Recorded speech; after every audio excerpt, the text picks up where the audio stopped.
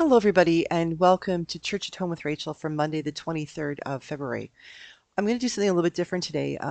About a week or so ago, my husband was doing some work for his projects he's working on. He's in college studying design and technology things for the computer. I don't understand it, but he was going through some old videos that we had put together during COVID, and one of them was for the sixth Sunday after Easter in 2021. So end of May 2021. And as I heard him, I was listening to him in the background, I heard my own voice. And when I recognized what it was a sermon I preached. And I felt compelled for some reason to share it with you.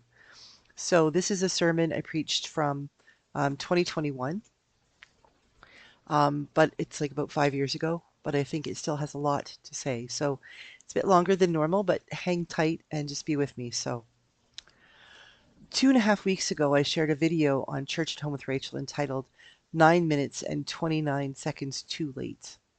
I recorded that the day after the verdict came down in the trial for the police officer who killed George Floyd. I spoke about that outcome, and I talked about the travesty and tragedy of the murdered and missing Indigenous women in this country.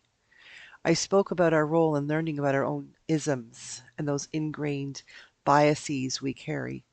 Some of them we acknowledge, and some of them which we aren't even really aware. Not one of us is without sin when it comes to carrying prejudices and thoughts we hold against the other, or even just the unknown. It is a part of our human condition, but through the death and resurrection of Jesus, we are called to seek out those frailties and sins and do the work of purging them. It is true that in the Gospels, Jesus never told us that we weren't allowed to despise people who have a different skin color or who come from a different cultural heritage. He also didn't specifically tell us not to hit our little sisters or color on the walls. The Gospels don't get that specific. However, with all the teaching that Jesus did about other bigger concepts like turning the other cheek and loving our neighbors, it would seem that some of these other things would be pretty straightforward. Some of you already know that my youngest sister Anna is Indigenous. We adopted her when she was 4 months old. My parents never kept her adoption quiet. She was always aware of her circumstances in life, but they made it as normal as possible. When she was coming into our lives, we had to make a decision about naming her. Now, please remember that this was over 40 years ago, 45 years ago, and times were very different. We had some family discussion, my parents' way of making my other sister and I feel like we had some say, which we didn't really have. We were asked what names we could think of for her. My parents landed on Anna, since that was my grandmother's name. She retained her birth name as her middle name. I too had a suggestion, though. I wanted to name her Red Hawk. Now, you may be reacting in one of two ways. You might be laughing out loud at my ridiculous suggestion, but keep in mind I was only 9 years old. Or you might be appalled that I would suggest something that seems so racist. Again, it was a very different era, and I was only 9. My intent in that suggestion was simply to show her that I loved her already, and I wanted her to keep her heritage and who she was at the core of her being as she entered into this loving family who would accept her unconditionally, but was undeniably white, very white. I was astute enough to be aware that who she was would be different than these two other blonde sisters she was inheriting. And I will admit that the voracious reader that I was with a grand imagination was a bit jealous that she was so exotic in my very boring world. Anna came into our lives officially on the evening of the 12th of November in 1980, and our world changed forever, for the good. 45 years on, I have 2 nephews and a niece, and I have a grandnephew and a grandniece and another grandnephew on the way, each of whom is learning to different degrees as they wish about their ancestry, both Indigenous by birth and not Indigenous by adoption. I love my sister and her children because they are my family. That's it. No other reason. I'm just so glad that she is my sister. There have been times, however, when I haven't been so glad for my sister. When she was about 8 years old, this beautiful little happy girl, go-lucky girl who never had a negative thing to say about anybody, heard a boy she thought was her friend refer to her with a horrible and nasty racial slur. I think that was the first time it really came home to her that she was somehow different, and her whole world changed. She went on to have a much-loved teacher say something similar that broke her heart. She learned that outside of the cocoon of her home, the world could be a mean-spirited, angry, and hateful place. And that is how her education into her wonderful, beautiful Indigenous heritage began. I had hoped when I was 9 years old that my sister would be able to grow up proud of who she was and where she came from. We both learned how naive that hope would be. Over the years, I have baptized babies that some parishioners pointed out were multiracial, or whose families came from the wrong side of the tracks. I have taught First Communion classes to children who hadn't been taught the importance of the commandment to love others as Jesus loved them. I have officiated at weddings in which I have had to instruct the bridal party at the rehearsal that we don't speak that way about others in church or anywhere else at all. I have come face to face and then been challenged to challenge others, even church people, to rethink the way they think about others, to check their minds and their tongues as they speak about people who are different than they are. We are living in a world that exposes us to the other, very much thanks to the availability of other cultures and norms through the media and the internet. It seems that we are being bombarded by the new things that aren't all that new to the others. For those of us over the age of about 40 or 45, I sometimes wonder how much our brains can process as we try to keep up with political correctness, new names for genders, pronouns, and people in general. We are bombarded by others' values that we either understand completely or find so abominable that we can't comprehend how they can even say those things out loud.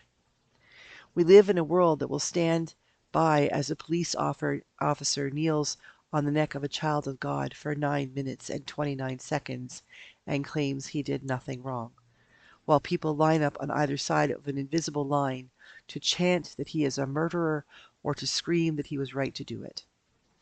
Our world is becoming so fragmented, so hate-filled, so polarized that we can't hear the words being whispered, "I can't breathe." We are so loud in our own biases and opinions that we can't hear the tears of an 8-year-old who is called a nasty name. Our society is so focused on yelling at the other guy that we can't hear the scream of an Indigenous woman being dragged off the street and being disappeared. We are so hell-bent on our own opinions and entitlements that we ignore the cries of a little boy who looks in the mirror and sees the body of a girl, even though in his heart of hearts he knows he is not a she. They can't breathe.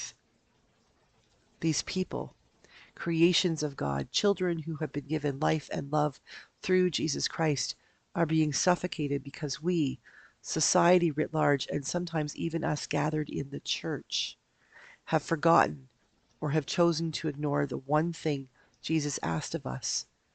This is my commandment, that you love one another as I have loved you.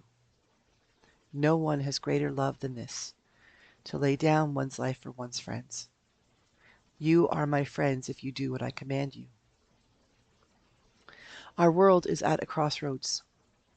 As we move closer and closer to the end of this pandemic, remember this was 5 years ago, as we come to understand more clearly just how polarized and hate-filled portions of our world have become, we are called to make some decisions. We can stand back and shake our heads about what we see happening, but then close our eyes and walk away doing nothing, except walking away from Jesus' command to lay down our lives. Or we can step up, arm in arm, to offer our support, our encouragement, our wisdom, our learning, our gifts for healing and love, as we hear that quiet plea of so many of God's people, all those others crying out, "We can't breathe."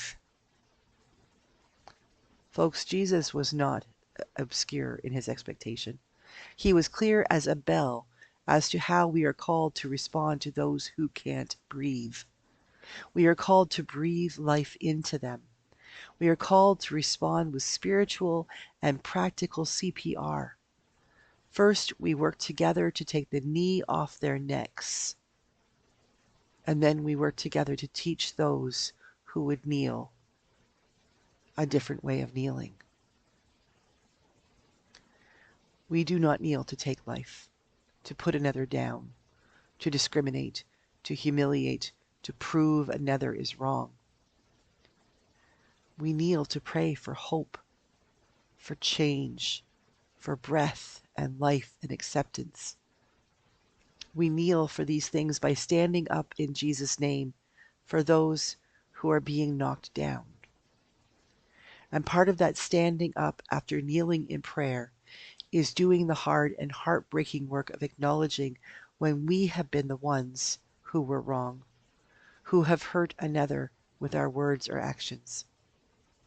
And when we have confessed and repented, then we stand up and we walk out in faith that Jesus will give us the strength and the wisdom we need to do what we are called to do, to lay down our lives for those who cannot breathe.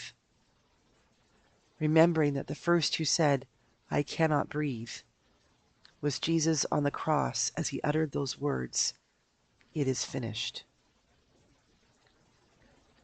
It is now our turn to say, "It is finished," as we march toward a world in which racism, hatred, gender violence, and all other crimes against God's children are finished finally, once and for all.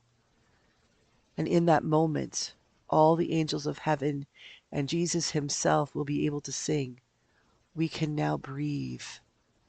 Praise and alleluia, we can breathe." Amen. That was a sermon I gave almost 5 years ago. But when I heard myself preaching it the other night, it made me think of how much hasn't changed and actually how much has gotten worse since that day. It's up to us to do the work of teaching people how to kneel properly. And it's up to us to do the work of offering spiritual and practical CPR to each of the people around us who, like George Floyd, and the Indigenous women and girls and boys who have disappeared, and the children who are LGBTQ, the trans people of this world, all of the people who are silenced by addictions, mental health, poverty, those who are silenced and no one recognizes it because it doesn't appear that anything is wrong. They can't breathe. It's up to us who can to help them.